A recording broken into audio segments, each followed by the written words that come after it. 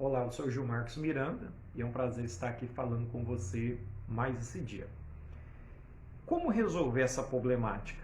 A Bíblia protestante tem 66 livros e a Bíblia católica tem 73.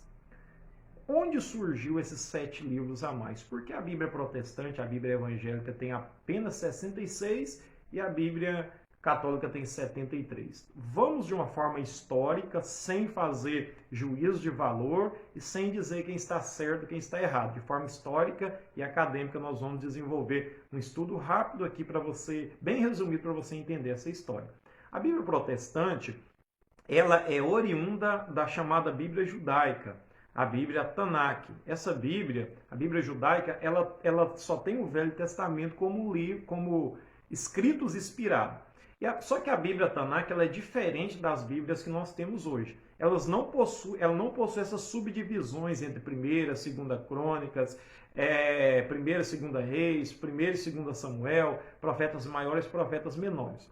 Esses livros que contam a história dos reis, das crônicas, são livros únicos. Essa história que conta divisões de profetas maiores e menores são livros únicos. São os mesmos livros, só que as subdivisões são menores. A Bíblia protestante ela é oriunda dessa Bíblia chamada Tanakh, a Bíblia judaica.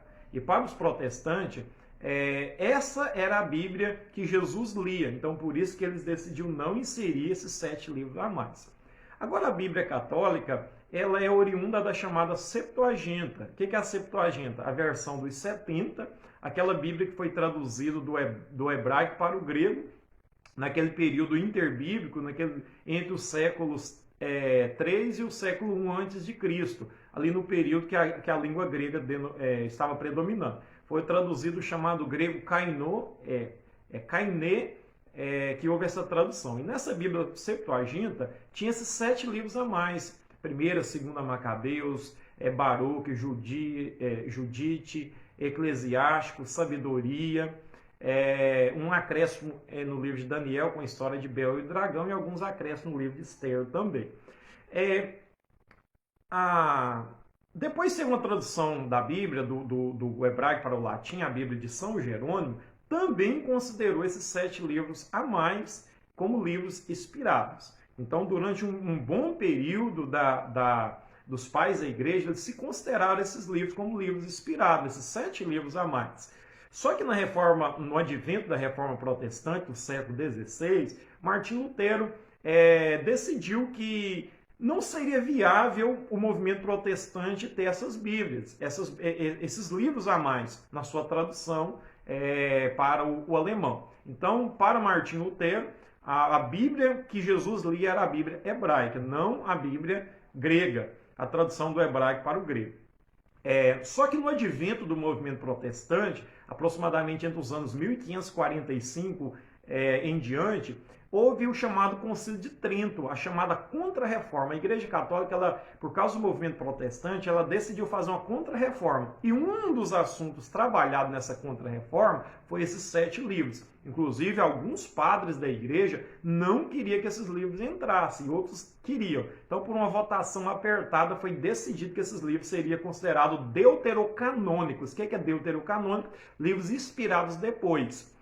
Por que os católicos decidiram insistir com isso? Porque uma das práticas que Martinho Lutero, que o movimento protestante pregava contra, era a salvação por obras e também a questão dos mortos. E tudo isso, de alguma forma, tem em algum dos livros chamados apócrifos para os protestantes e deuterocanônico para os católicos. Então, foi decidido no Concílio de Trento que esses livros seriam deuterocanônicos, livros inspirados depois, tá bom? Esses livros são somente do Velho Testamento. O Novo Testamento católico e o Novo Testamento protestante possuem os mesmos livros. Há essa divergência somente nos livros do Velho Testamento.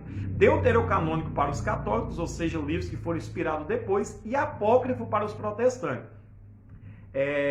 Uma observação, livro apócrifo não é livro falso, é livro histórico que não foi inspirado. Então os protestantes acreditam que esses livros não foram inspirados e os católicos acreditam que esses livros foram deuterocanônicos, expirados depois, tá bom? Então, de forma parcial, de forma imparcial, de forma histórica, de forma acadêmica, de uma forma bem resumida, essa é a história dessa problemática entre a Bíblia católica e a Bíblia protestante, tá bom? Que Deus abençoe. Espero que você tenha aprendido com mais esse estudo, em nome de Jesus.